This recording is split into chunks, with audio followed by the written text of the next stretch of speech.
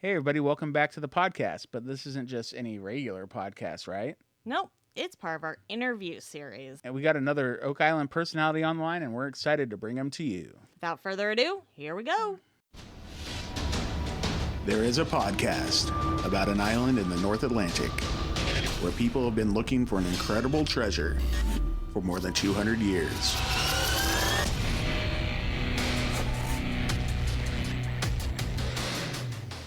Hello and welcome back to Could It Be? An Oak Island podcast. We are your hosts, Deidre and Dustin White. Hey, how are you? You know, I am pretty darn awesome. How about you? I am wonderful.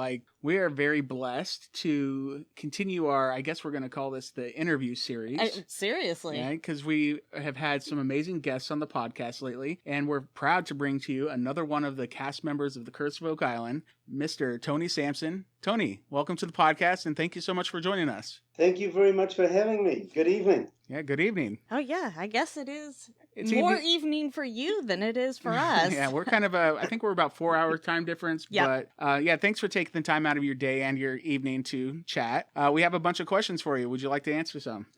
Fire away. Yeah, that's why you're here, right? I hope Cool. so. All right, so I will answer them honestly and truthfully, and if I can't, I'll just make up a really good story, okay? that's what we prefer. I love stories. Yeah. Yeah, that's great. So first off, how are things going over in Nova Scotia right now? It's been kind of wild weather, right? It's been sort of crazy. Yesterday we had like freezing temperatures. It was 0 or 32. And then today we're up to 16 again, so Celsius. So it's all over the map at the moment. One day's snow, the next day's bugs. Wow. That's pretty crazy. So yesterday was almost look like we have this cool background behind you right now where we can see Smith's Cove and the Coffer Dam and a bunch of ice in the water. That's kind of like what it was like yesterday, but today it's warming up. Yeah, that was the shot behind me is that was April last year when we were diving out there on the Coffer Dam. So you're diving in that kind of water with that kind of ice on it, man. You're a brave man. Exactly. No, we're in dry suits. So it's not that bad. It's not that bad. Okay. Sounds cold. It still sounds cold to us, but we're not divers, so it must be a piece of cake for you, right?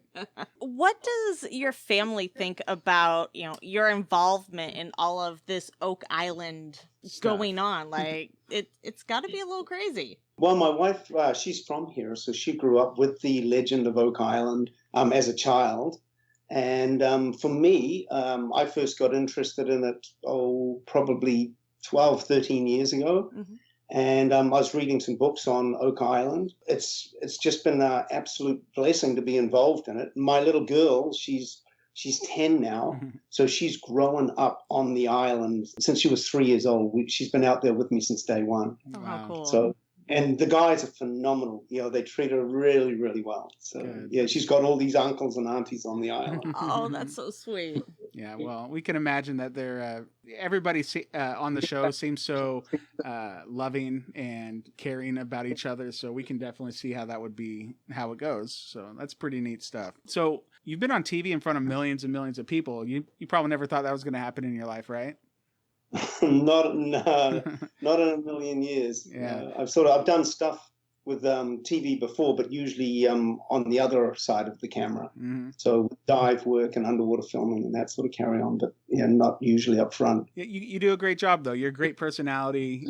We enjoy seeing you every time you're on the show. So you're doing a wonderful job. Yeah. Well, and you bring a lot of what knowledge. Enthusiasm, I think, is a great word. Yeah, you got a good presence, so we enjoy watching you on the show. Thank you. Yeah. You mentioned that you've been into the Oak Island history. Been into learning about it for about 13 years now. So before that, you obviously aren't from Nova Scotia. What was your life like before Nova Scotia? Well, I'm English originally, so I grew up in the south of England, and that's pretty much where I got into treasure hunting when I was 5 years old. So I'd walk the canal banks with my grandfather, and he used to probe in the mud in the canals for stuff that was discarded over the old canal barges. So you would hear the clink, clink, clink when you would probe down with a metal rod. And it might have been the port and starboard markers on a barge or an old copper teapot or something like that. So It's treasure. Yeah, that's when I first got into like treasure hunting. Was looking for that lost stuff. Oh yeah. We moved as a family from England to New Zealand, and that's where I finished my schooling off. And then from there, I was in New Zealand for almost 20 years. Yeah, we've read that you were in the military and law enforcement. Is that right? Yes, I did.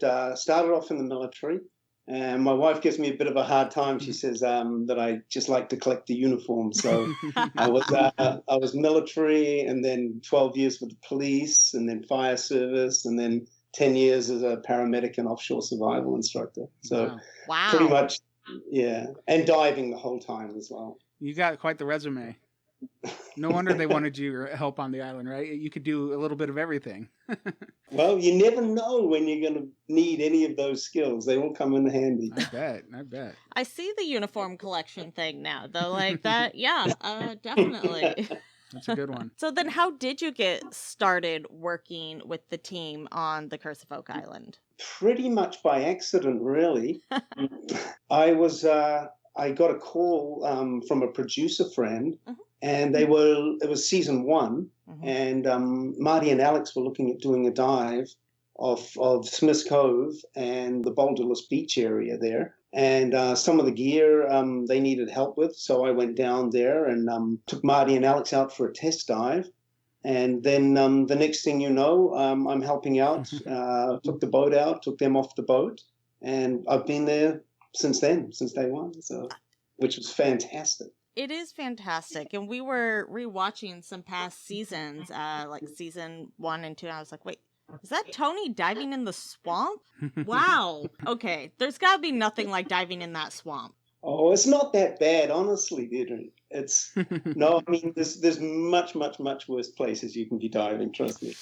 Well, it's not very deep, right? So that's something. Supers and so it's not bad at all. I'll pass, but Yeah, it's a little bit stinky, and you get the odd eel sort of swimming around, but no, it's not that bad. It really isn't. It's when you can get stuck easily under the roots and that, because there's so much stuff in that swamp.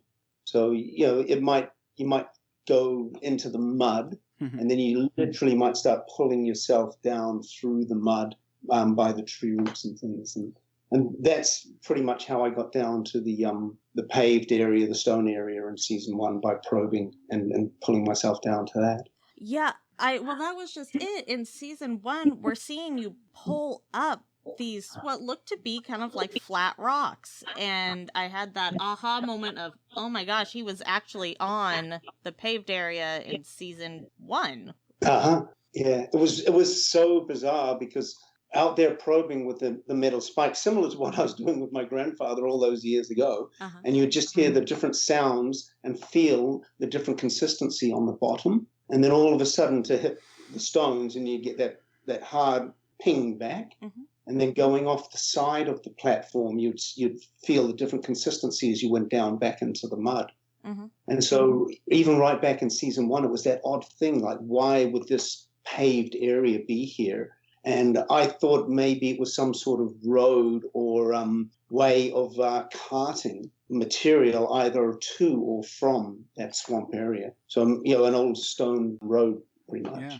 Well, it turns out you're kind of right back then, because we're getting so much data right now of the past, 3 or 4 months from the show, getting all this data about how the swamp was constructed by man and that those paved stone areas were something placed for a reason. Haven't figured out the reason yet, but it's pretty incredible stuff watching it from our end, not knowing much about the history, like being there or whatnot, but just, I don't know. And it's really amazing considering you were already picking up on that back, years ago. And then this season you go back out there and identify more of the paved stone area. Like we call it your discovery all the time between us, like this is a Tony thing. So yeah, it's, what, there's always more questions you find with this. Everything you find is not so much as an answer, it's just another question. It's like, really?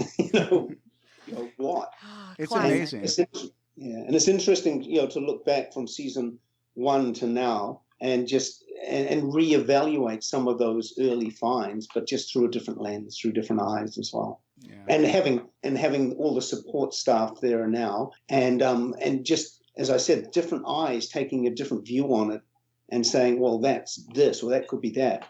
And I mean, Steve's measurements, when it came back to those, that particular size, it's like, holy, that's a substantial piece of real estate.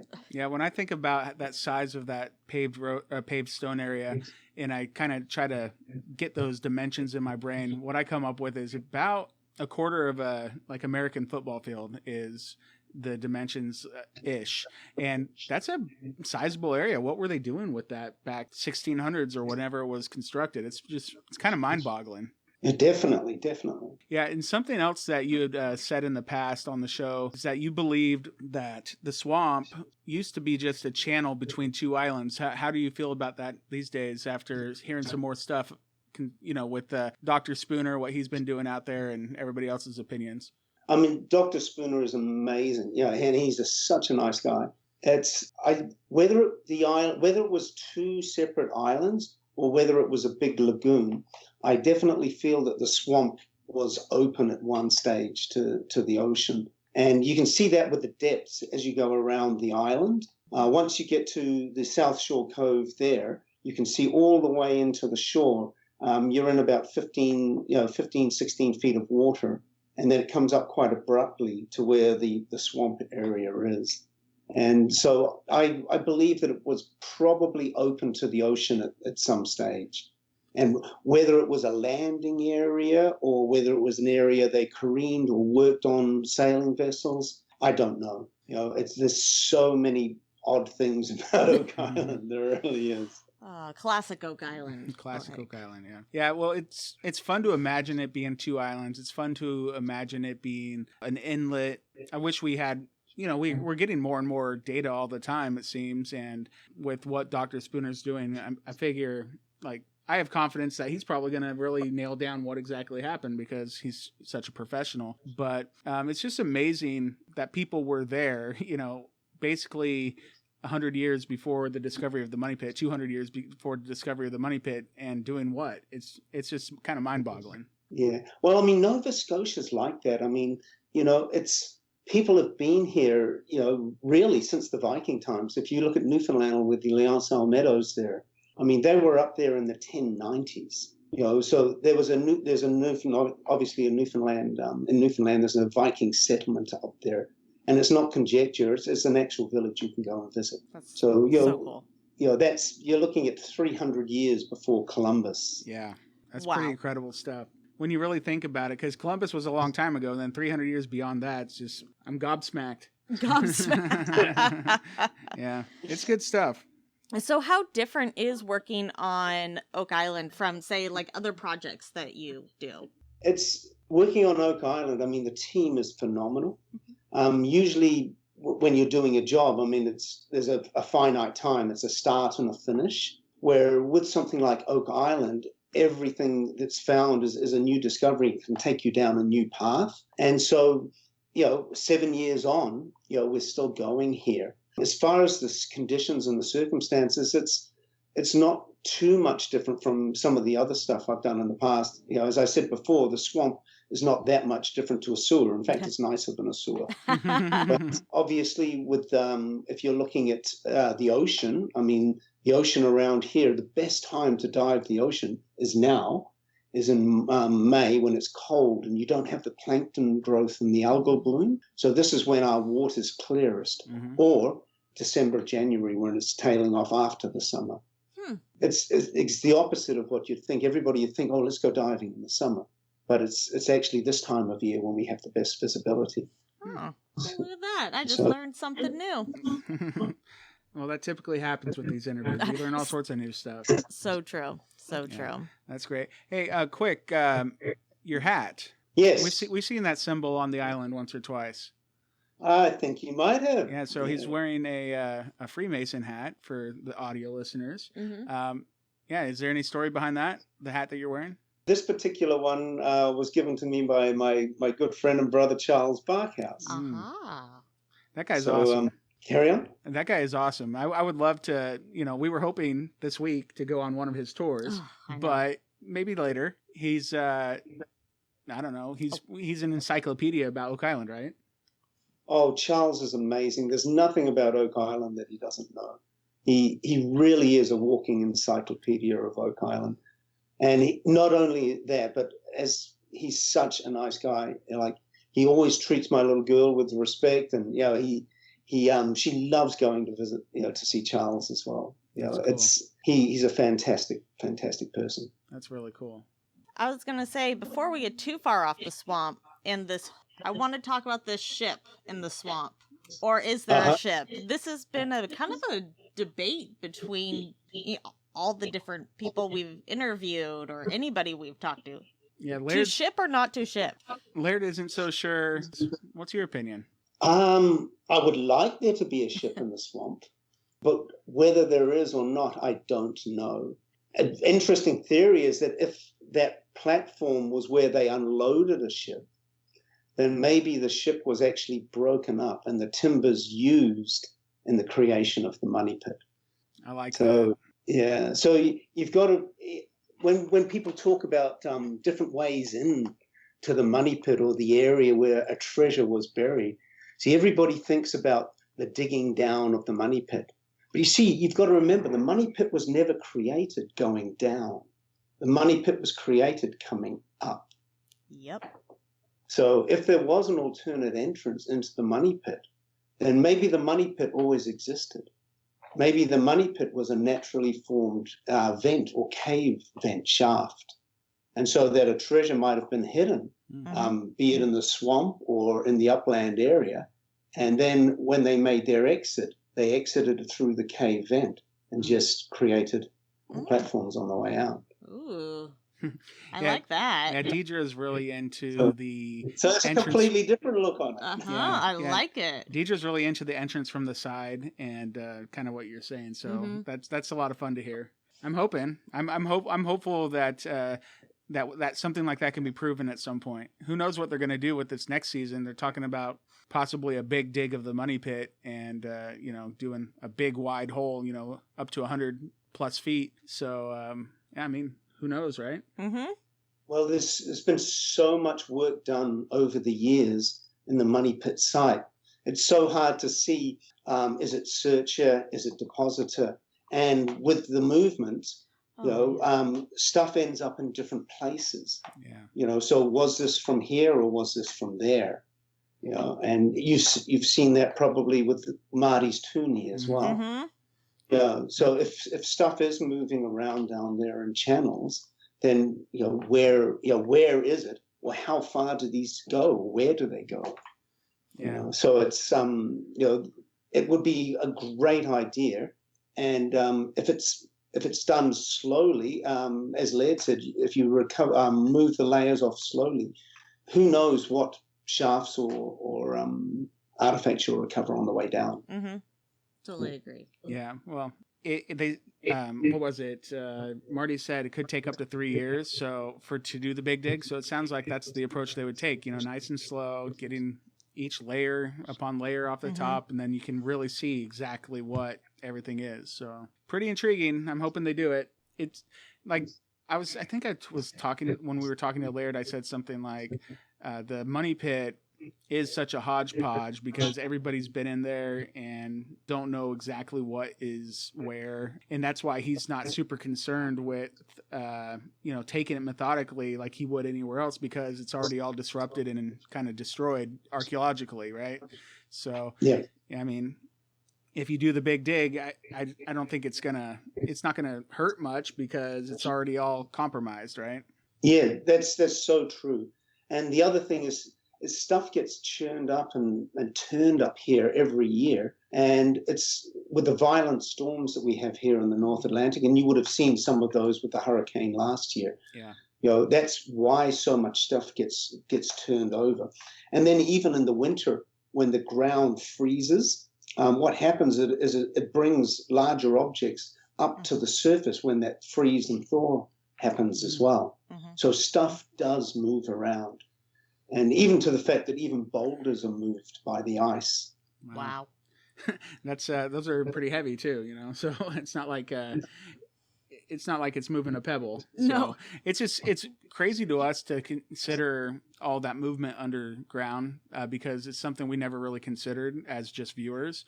But I don't know, seeing what the Toonie did and seeing what is being proposed and seeing experts like, yourself now, Terry Matheson on the show, talking about the fluidity under there, it's a lot. Yeah, it's mind-blowing for the viewers. Yeah. Well, even the shoreline guys, because, when people are talking about stuff moving, they'll say, well, how can this be found or that be found, near the surface or even on the surface? But again, if you get a freeze at low tide here, then what can happen is it can literally go from zero, -5 to -20. And so what we find is moorings and things like that, boulders, are actually picked up in sheets of ice as the tide rises and picks that ice sheet out.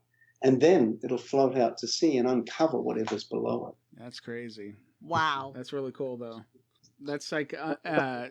That's it, us again learning, right? Mm-hmm. That's something we would never have considered. So that's really cool to hear because who the heck knows what happened? Like say the money pit is 200 years older than 1795 date. I mean, what's happened in the 500 years almost since that time? Who knows? Anything could have happened. Oh, that's so true. Yeah. That's some great insight for us as viewers too, just because we're not very close to the island, so we just don't have that experience of knowing how rapidly and how it changes where you're at compared to where we are. And I think that's important for viewers to really understand and have a good, be able to get their head around. It's like say the Florida coast where Gary lives as well, is every time there's a storm, stuff washes up from those fleets, 1715 fleet and so on, every year. And it's the same here. But we have thousands and thousands of shipwrecks around the coast of Nova Scotia. And so another interesting thing there is there's not many things we know for sure 100%, but I believe for sure whoever came to Oak Island did not come in one ship. They would have come in a fleet, same as the 1715 fleet, not only for protection, but to share the assets or the treasure out amongst the fleet. Mm-hmm. And with our rough weather here and our storms, I can almost guarantee that not all of them made it. Mm-hmm. So whatever was placed down in the money pit or on Oak Island, there's probably still a portion of that on the bottom of the ocean out there waiting for somebody to find as well. By somebody, you mean you to find, right? If I get very lucky one day. We're really going to cross our fingers for you. Thank you. So Deidre and I were treasure hunters as well, just not as grand, I guess. Yeah. We do some local treasure hunting in the United States, but for us, I've said it a couple times, we know how extremely hard digging is for a buried treasure. Our treasures that we look for are like 3 feet deep, 4 feet deep. They're not, 200 feet deep.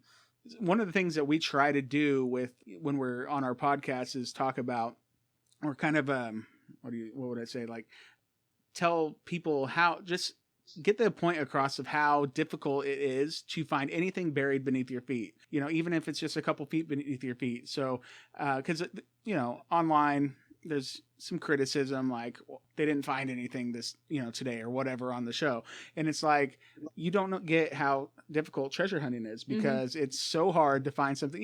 Even if the X marks the spot, if you're off by an inch, you're off by a mile. Exactly. So we always try to get that point across to our listeners, and I think they run with that. They accept that, and they're like, hey, these guys might be telling us something we don't see on TV, right? Because it's hard to know when you're not there. Yes, so true. And as you said, if you know X marks the spot, and so you've got a finite position to search there, that's great if you're thinking it from a land point of view. But try doing that in 100 feet of water, and when you've got to go up and down in the water column as well. Oh my so gosh.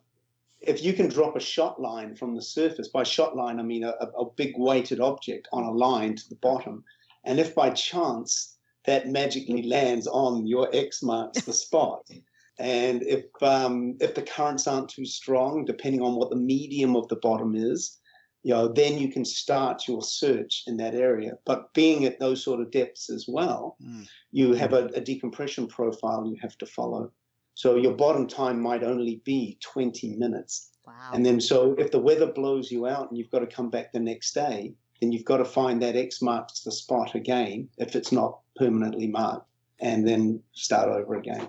That's got to be extremely frustrating. Yeah, but sometimes you get lucky as well, and that's what you guys know from treasure hunting. That's you can have one guy next to you with a metal detector, and then another guy further up the beach, and you can walk the same area, and one person gets lucky, one doesn't. Yeah, I mean, it's skills and luck. Absolutely. Yep. That's, man, only 20. If you think about that and you put it in that perspective, and you only have really 20 minutes to search when you're down there, I mean, that's under the wire. That's tough. Yeah, and I mean, you can play with different gas mixtures and things to give you more bottom time. But and again, here it's with the weather as well. It's to get a straight run of good weather can be challenging as well. Yeah. Is there a possibility that something like the Lead Cross could have been from some kind of wreck that eventually made its way to the Smith's Cove, the shore of Smith's Cove? Definitely. And not been from like an Oak Island treasure, but I mean, it could be still. Yeah, or it could be an Oak Island treasure, as we said before, that never actually made it to the island. Yeah. So it could be part of a fleet that's, or a ship that's off the coast there somewhere as well. Yeah. And I mean, that happens all the time here, where different stuff is uncovered on shipwrecks every year. And that's not just Nova Scotia. That's the south of England. That's, all Scotland, Ireland, all over.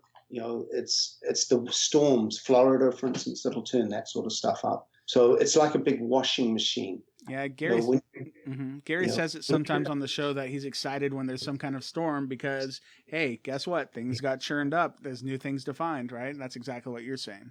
Oh, definitely. Yeah.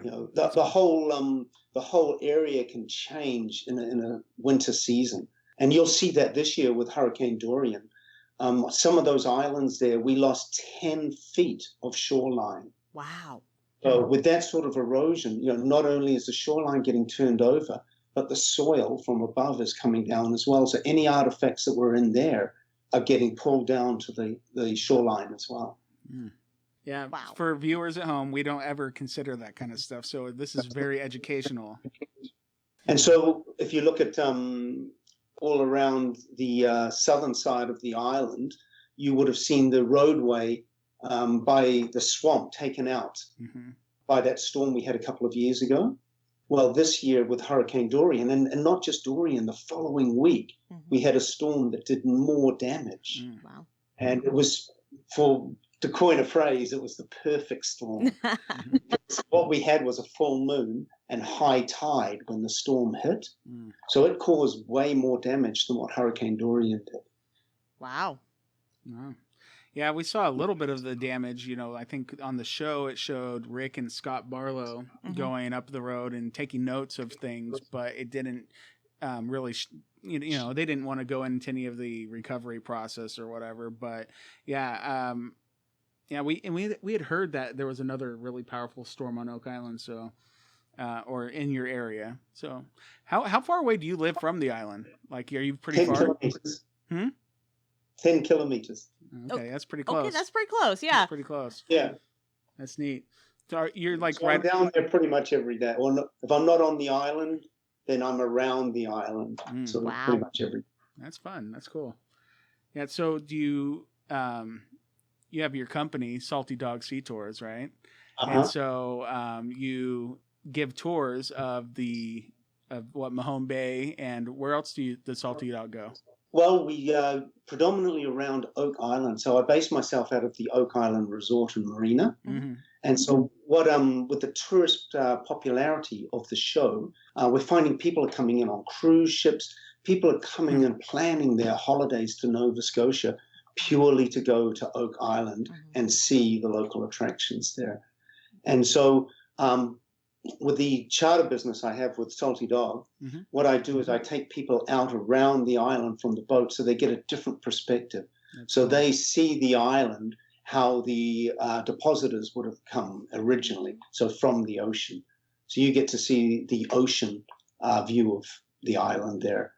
And so as we go around the island, you also get a bird's eye view of things, obviously the Smith's Cove, the South Shore Cove area there.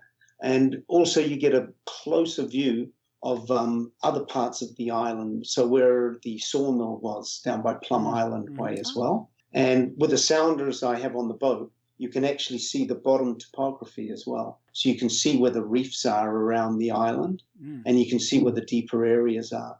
And that's interesting that you should mention that, Dustin, because you'll see that on the South Shore side, and then also on the northern side, where the apex of the swamp and then the base of the swamp, that those are the two deep areas around Oak Island. Cool. So pretty much you couldn't get a ship in anywhere else around Oak Island because of the shallow reefs. Well. That's really cool.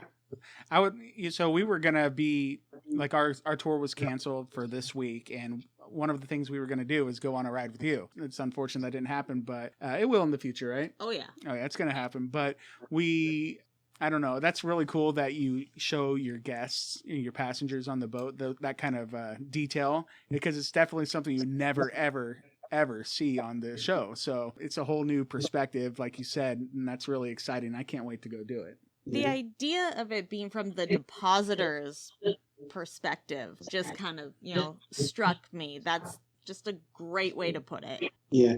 The other thing that's interesting there, Deirdre, is that as you approach Oak Island, you can also see the dangers that would have been there as far as the depositors or those people in the sailing ships coming in those days. They didn't have GPS and sounders. If you wanted to know the depth of the water, you literally had a sailor up the forward end throwing the lead or slinging the lead to find the depth of the water.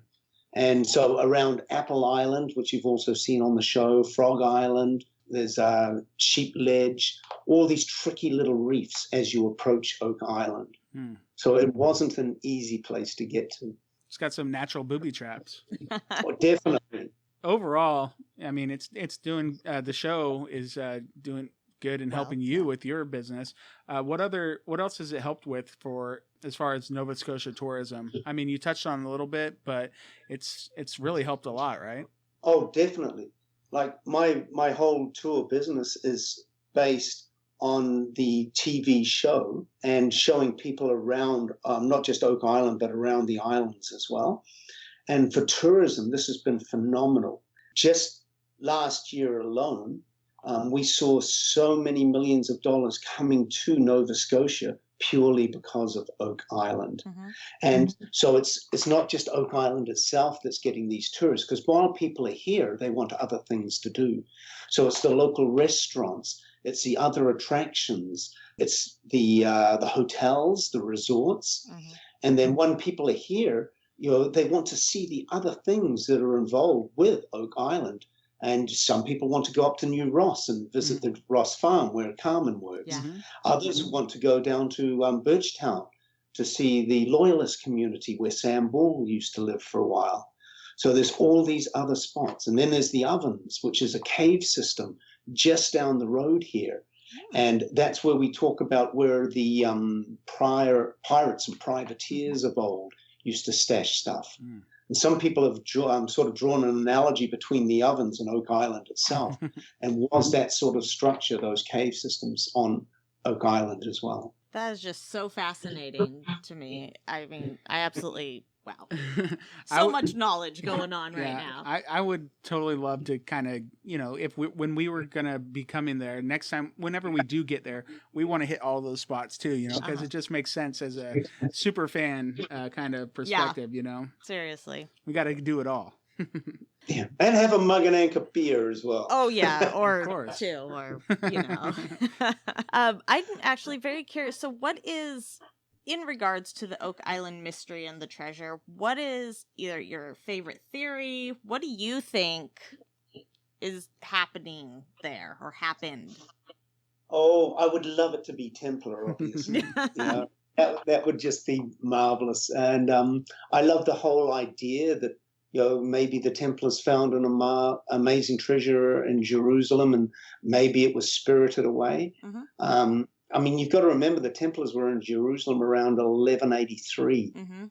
And so from, there's so much history involved in that. And they were known as the Poor Knights, because they pretty much gave everything to become a Templar. And in fact, one of their early symbols is of two knights on one horse, because it was to show the poverty of the order. Mm. And the thing that changed them, or their fortunes, was Pope Innocent, when he decreed that they could go between borders and were free, and they did not have to pay taxes. Mm-hmm. So that really helped them as far as any of their crusades. The artifacts that were recovered belonged to them. Mm. And so if it was a Templar treasure, then I would love to think that was somewhere around Oak Island or on Oak Island. Yeah, that's my number one hope as well, right? Deidre wants the Shakespeare stuff. No, I'm just kidding. No, she wants. No, I'm rooting for Samuel Ball to have gotten away with part of it, though. Like that's. Well, you know what? I like Samuel Ball a lot. Because if you look at the properties that he owned on Oak Island, and if you were truly farming, cabbages there, it would have been very nice from a farmer's point of view to have all your properties joined together. So it would make your farming enterprise easier. Mm-hmm. But that wasn't the case with Samuel. He had these things dotted all over, and he paid for these out of his own money. Mm-hmm. And it wasn't until 1808, I believe, that he finally petitioned the powers that be for the granting of him as a piece of land for being a loyalist. And so he didn't come into possession, I believe, of the Money Pit area until 1808. Mm. Okay. Interesting. Well, that's while they're already doing their thing there, right? That's a couple years after they had found what's said to be the 90-foot stone. So that's pretty interesting stuff. He was right in the thick of it. Yeah, and if you look at his neighbor as well for a while, Captain Anderson, mm-hmm. There's a lot of history in there. When you look at an American privateer turning to the British and then obviously having to get out of Dodge.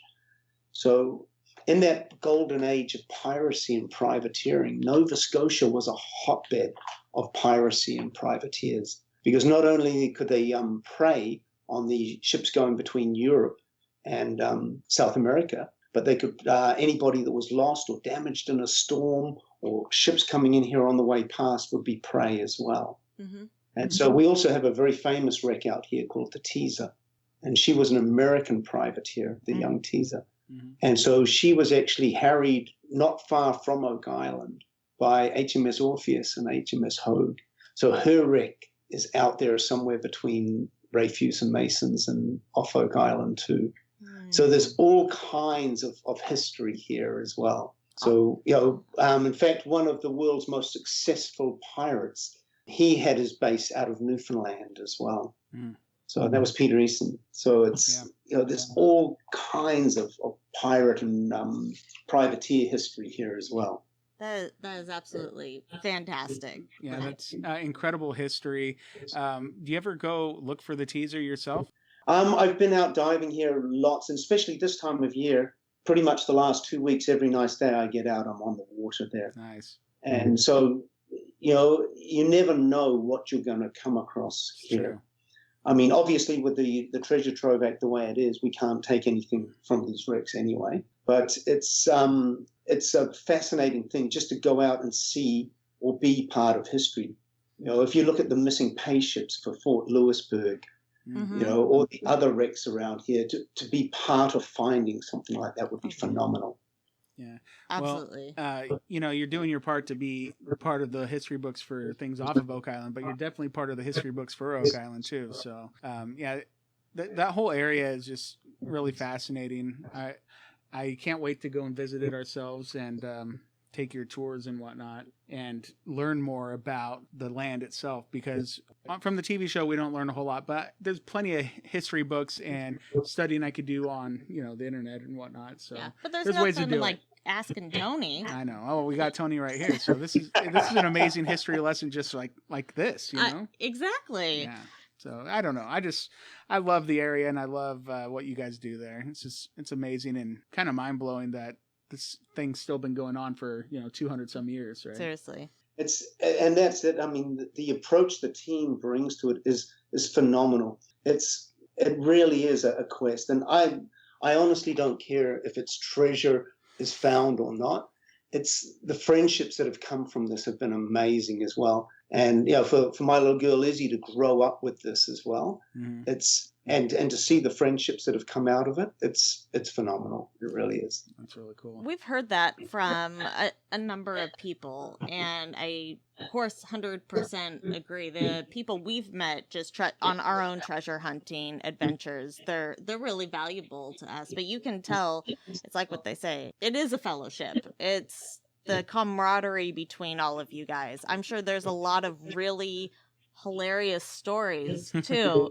So I'm hoping you're going to share some with us. Oh, geez. No, we've had a lot of fun. We really had over the years. The Mug and Anchor get-togethers, they're pretty awesome. Oh, I bet. I think I can't remember if it was season 1 or season 2 when the cameras had actually stopped. And after a couple of beers, and I think me and Marty broke into a verse of Drunken Sailor. Yes. That's funny. So, yeah, it was. We have had a lot of fun. And it's the team works well together. And then you play well together as well. Mm-hmm. So it really is cool. Is that where that rumor started? Or is that what happened when, because somewhere out there, Maddie Blake has said that you're the most fun karaoke singer or something of the team. Like, how did that start? What's with that? Oh, that was, we were on the boat one day and we were coming into South Shore Cove there. And I can't remember if it was Drunken Sailor or Barrett's Privateers, but I broke into a verse of that. That's fun. But quite often you'll hear on the charters as well, somebody might break into a verse of something or other. Oh, that's amazing. That sounds really good. That's fun. It's all about having the fun, right? Oh, God, yeah. Yeah. If you can't have fun, why do it? Come on now. Exactly. You're a long time dead. Seriously. So something I've been curious about, do you have any want or is there any part of you that wants to participate in going into Borehole 10X in the future ever? I spoke to the last diver down 10X from the old days, and he was pretty certain that there was nothing down there. And he said that in those days, with the dynamiting and stuff that had gone on, it had changed what was down there anyway. And he thought that it might have actually increased the size of 10X. But the interesting thing with 10X now is when you look at the transfer of material between the money pit area, it's like it seems to be almost like a current or a movement of stuff down there, as proven with Marty's coin as well. Yeah. So I would hate to rule anything out. I really would. Yeah, but you're not itching to get down there ever? It doesn't hold a great desire for me. It's not high on that bucket list. Yeah. So. I don't know. I probably wouldn't want to go anywhere near that. When John Chatterton went down there, it seemed pretty treacherous anyway, so, Yeah, it's... my buddy Mike was a safety diver for that one. Yeah. And so when he was down, I believe it was the from 180 to 220 in the shaft there, going across to the chamber. It's interesting to see that if there was a current there, if it's changed now with the boring that's gone up in the money pit area. Yeah. So again, the dye tests, if they had been conclusive as far as where the dye was coming out, that would have interested me as well. Okay. See, there was dye, possibly in the Smith's Cove area, but there was also talk of vents in the South Shore Cove side, the ice holes. So there's definitely something weird going on under the island for sure. I mean, makes sense to me. We already know we have a solution channel under there, and all kinds of movement. Now, you mentioned treasure hunting. You started when you were young, right? Uh-huh. So what other treasure hunts have you potentially worked on besides Oak Island, or at least ones that interest you? Shipwrecks are my passion. I really, I'm all about the shiny stuff underwater. Yeah, spendables. But metal detecting on land. I've done that in the UK, also New Zealand, Australia. I've been fortunate to travel a lot of places around the world with the diving and the treasure hunting as well. But mainly it's shipwrecks that fascinate me. Do you have a favorite one? These shipwrecks end up on land, obviously. Oh, yeah, naturally. Do you have a favorite one you've dove on? Oh, favorite for different reasons. Like every place. It's not necessarily about the gold and silver. Sometimes it's just about going down there and seeing something. The German High Seas Fleet up in the Orkney Islands in Scotland is one of those. The wreck of the Chiara off Swanage in England is another one. Then you've got the Aligamite down in the South Pacific off New Zealand there. Then there's tons. Yeah. I was like, you have a lot of favorites. Yeah, well, it's fun.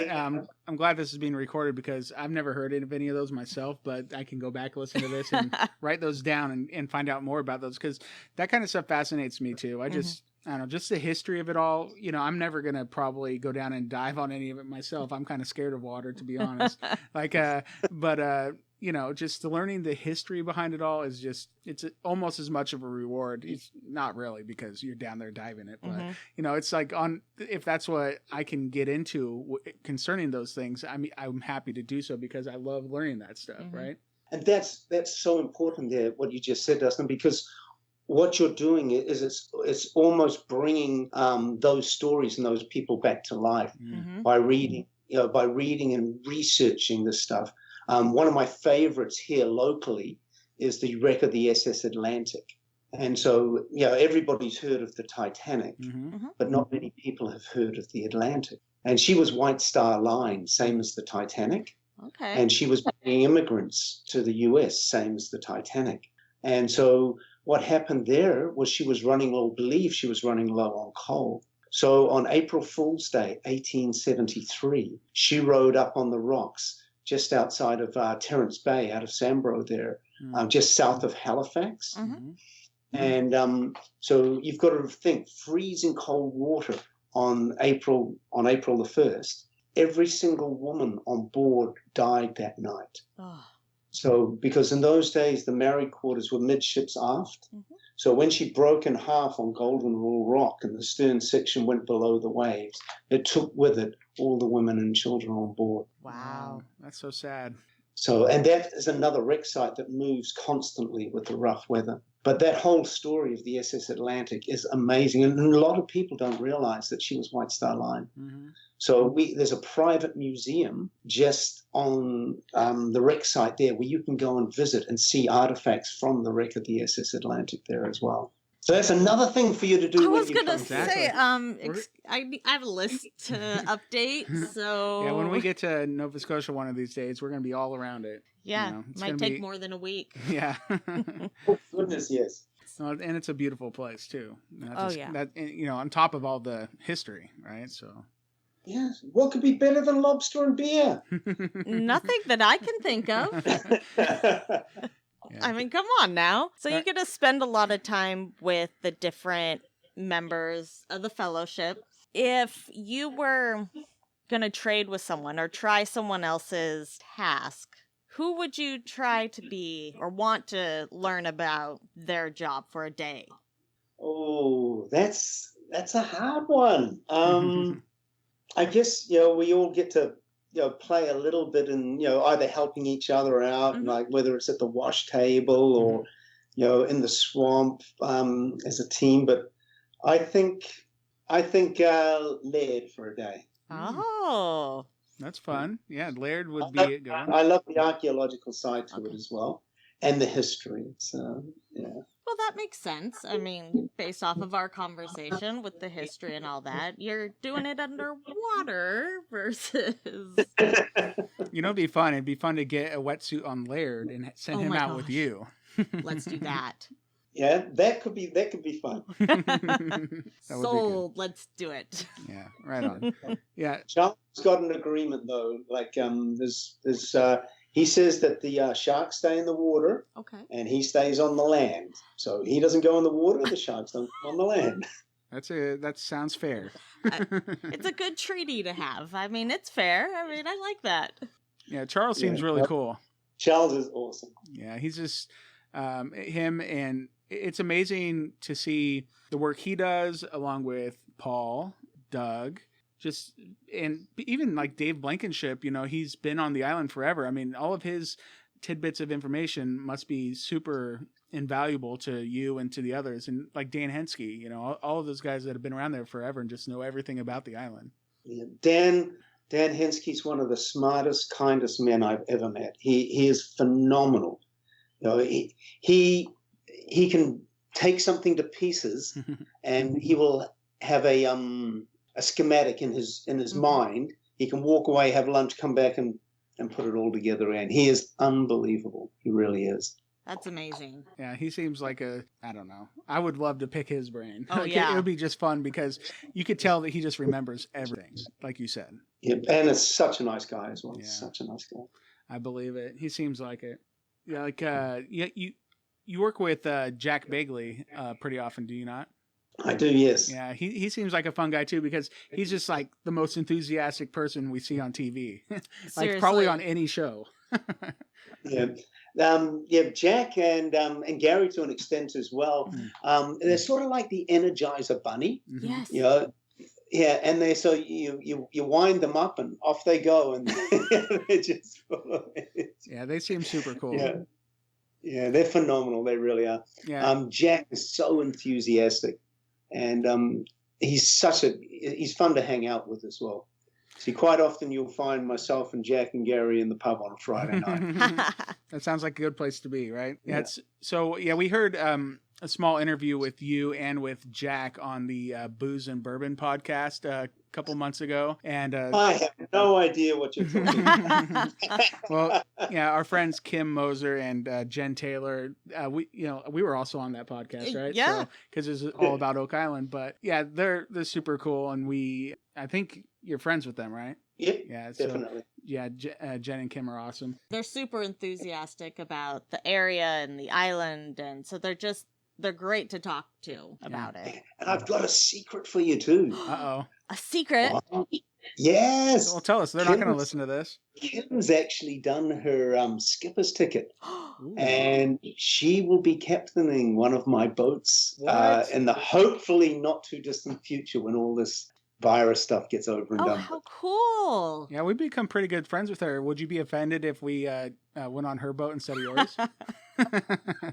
Well, yeah. I'm just kidding. What do I say? No, it's going to be a party barge. No, we'll just have to take multiple trips. Duh. That's right. Of course. Yeah. No, she's cool. And their podcast is a lot of fun. Yeah, we enjoy it. Yeah, if anybody doesn't know what we're talking about, you could go and find Booze and Bourbon on like Apple Podcasts or anywhere you get podcasts. And I think it was in early November is when that podcast aired. So you go ahead and go check that out. It was a lot of fun to be a part of it. Right, that was the Halloween one from memory. Yes. Yeah, it was good stuff. All right, so do we have some questions from some fans? We do. So let's see here. Let's start with...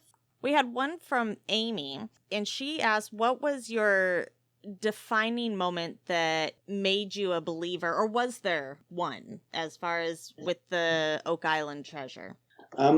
Probably after reading books over a decade ago, that intrigued me about Oak Island. And it wasn't until I actually moved to Nova Scotia that I realized, from all the shipwrecks and that were around this area, that there was something definitely strange about Oak Island. Just going there for the first time and being on Oak Island, every every place you go to, everything you visit on Oak Island, I don't know how many times we've said on the show, that's weird. Right. There's so much stuff that's there that it's like, why is this here? How did it get here? And it's like you said before, Deirdre, did some of it wash up from a shipwreck that was out there off the coast, or some of it deposited here? If so, why? And then you look at the different nationalities of the artifacts that have been found. Yeah. And, so it's the weird factor that convinced me, that there was something on Oak Island. Maybe it was something that was there and has been found or partially found. I like the idea that Sam Ball might have found some of it. But I definitely believe that there is something on Oak Island. The weird factor. I like that. The weird factor, yeah. That's a good one. If you weren't a diver, this is from a question from Agnes. If you weren't a diver, what would you be doing? Oh, I would be on the charter boat, taking people around Oak Island and telling them about the history and the mystery of Oak Island. Of course. I am living my dream. I really am. That's awesome. Well, lucky you get to do both. The both. beautiful thing is, it's even in the summer when my daughter's off school, she gets to come out and she co-narrates with me because, she's growing up with this. So I have a bad day when she gets better tips than what I do. It's a good competition. I like it. It's phenomenal. It's great. And to see people come to Nova Scotia and learn about history, and that had no idea about Oak Island or about what a magical place this is. So I'm living my dream. Well, so looking back, say 20 years from now, what are you going to be the most proud of? Oh, probably the fact that, the pure joy that I've got out of the show, and that is brought to my family in that as well. I never in a million years would have thought that something like this would have happened. And just the spin-off for the local community, it's phenomenal. It really is. The tourism, people now all around the world know where Oak Island and Nova Scotia are because of the TV show. And it's funny. I was doing a dive job down in Dominican a couple of years ago, and we were in the pool in the resort as a family afterwards, and these lawyers from New York came up, and they're like, "You're that diver guy." Yep. And so it's to find Nova Scotia mentioned all over the world because of the show is phenomenal. So I'm so proud to have been part of it. Yeah, well, you're a big part of it too. So I mean, exactly. Yeah, you've been around since the beginning, and it's gotta be hard to go to the grocery store and not get recognized. It's a small community here, and in Mahone Bay we only have 900 people, so we know each other anyway. That's true. I didn't even think about it that way. Yeah, that's fun. Yeah, so we swell in the summer, obviously, with the tourism. Yeah. But it is a small community, and that's what I love about this community as well, is, it doesn't take long for you to know most of the people in the community. That's cool. Yeah. That's really neat. All right, so we're getting down on our questions here. We only got a couple more, but first, can you tell us something that fans probably don't know about you? Like, I don't know, what's a hobby that's not on the sea, or what is... all his hobbies are on the sea. Just something that interesting that people wouldn't know about you. Yeah. Oh, good grief. I hate winter. Wait, you spend a lot of time in the water in the winter. I know, and this is what's wrong with this picture. I hate the cold. That's so funny. That is wrong. And my poor wife and everybody that knows me is just like, are you complaining about the cold again? You're in the ocean, you idiot. That's good stuff. Yeah. Hey, you got to do what you love, though. Yeah. We often ask people, are you a Rick or are you a Marty? Where do you fall on that spectrum? Like, you mean alike, or? No, like toward the treasure, The believer and the skeptic. That, like, you got your data people. I know, yeah, he's mostly answered this already, but like we just like to do the Rick or the Marty. Yeah, so you're more of a Rick then. Yeah. But I like with Marty's approach, show me the proof. Yeah. And just there's so much history here. And as we said before, it's, it dates back to the Viking time, with the Lonsdale Meadows up in Newfoundland there. So it's, you never know what's going to turn up on Oak Island, and I remember when somebody said, oh, it can't have been Vikings, Vikings, weren't here. And I'm like, well, actually, we've got a Viking village just up the coast, Why not then, so, right? Yeah, I'm definitely a believer there is something on Oak Island, but the evidence, again, is just look at the historical artifacts around here. Yeah, well, when we watch Marty throughout this, especially this past season, he's slowly becoming a Rick himself. Yeah. So, because he's getting that data. And, like we talked about earlier, but look at what Dr. Spooner has given us with the swamp that was previously they barely even wanted anything to do with the swamp at the beginning of the season. And now all they want to do is keep working in the swamp. So the data is lighting a path in front of Marty to bring him to Rick, or bring him to be a quote unquote Rick. Right. So it's fun watching that kind of stuff happen on the show. Oh, definitely. And I've always felt that the swamp has got more answers in it, and the data that's being pulled out now, I'm so happy that, Steve has managed to, extrapolate out those measurements, and it's mind blowing. It really is. Yeah. Well. Is there anything you would want listeners to know, maybe that they wouldn't normally get from the show or from you, or? Just honestly come and visit Nova Scotia.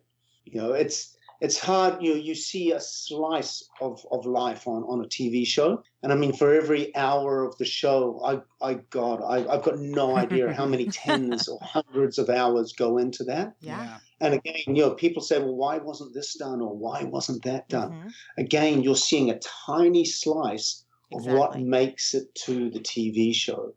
There is so much more that goes on behind the scenes. There's so much more preparation. It's not like you're just walking on the island and tripping over a chest. Hours and hours and hours spent. From my point of view, like hundreds of hours diving around the coast here. And everybody, every person on this show has that same sort of experience. There's hundreds of hours go in just for that slice. So come visit Nova Scotia and come and see it for yourself. Well, I think you have millions of people that have it at least on their bucket list. Right. Everybody wants to be a part of the legend, So if you get to step a foot on the island, no matter what, you're at least a little tiny bit of it, right? Exactly. Yeah, and who knows, you might trip over a gold coin or two. Yes. Yeah, or a rock over on the South Shore. Right. Like the guy last year, I think his name was Tori. He found a rock that may have had some kind of runic-like inscriptions upon it, that was just sitting out there. You never know. Who knows what's out there? Exactly. Yeah. All right. Well, I think we're going to wrap up. Yeah. And we just want to thank you so much for your time, Tony. This has been a lot of fun. It has. It's been absolutely marvelous. And I thank you guys for your time. And honestly, I thank Rick and Marty, Craig, and the rest of the team for this marvelous experience and that I've been involved in. Those guys, I think they picked one of the right people to do what you do, because you've been very informative on the show. I want to say thank you for being part of the show, and thank you for joining us today. Yeah. Thank you so much. All right. Thanks, Tony. Have a good evening. All right. Thank you so much. Bye. Yes, Bye-bye. you too. Stay safe down there. Wow, that was really awesome to get to talk to Tony. How awesome was that? Super awesome. Yeah, well, he's a larger-than-life figure. Pleasure to talk to. I learned so much. Yeah, he dropped a lot of knowledge bombs there on us. Some of my favorite things were all the wrecks he was telling us about that are around the islands there. Just so much history. Yeah, so this was definitely a history lesson, and we had a good time just chatting with him, and I feel like we're good friends now. Yeah, you know what? I agree. So hopefully Tony's going to come back and talk to us again. Yeah, I think he will. Why not, right? I can't wait to take one of his Salty Dog Sea tours one of these days. When we finally get out to the island. It'll happen. It's going to happen. It's got to happen. All right, so I think that's kind of it, but we just want to thank Tony once again for being a good sport and hanging out with a couple of super fans here. Exactly. Well, hey guys, I hope you enjoyed it as much as us, and there might be some more interviews coming. Yeah, and you know what?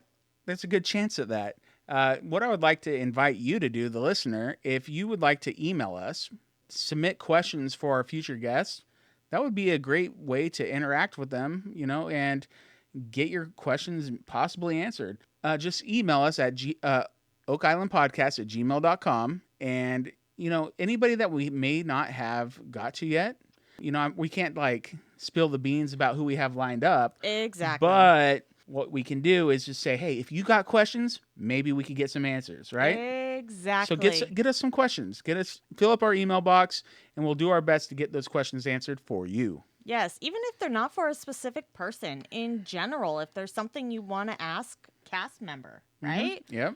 Maybe we can lob that question over to them. We might be able to do it. We could do you a solid, right? That's right. Woo-wee. We're just going to wrap up here by saying that was awesome. We have more awesome stuff coming. We got lots of great off-season content on its way, including, we've talked about the Harry Potter thing. We're going to do some...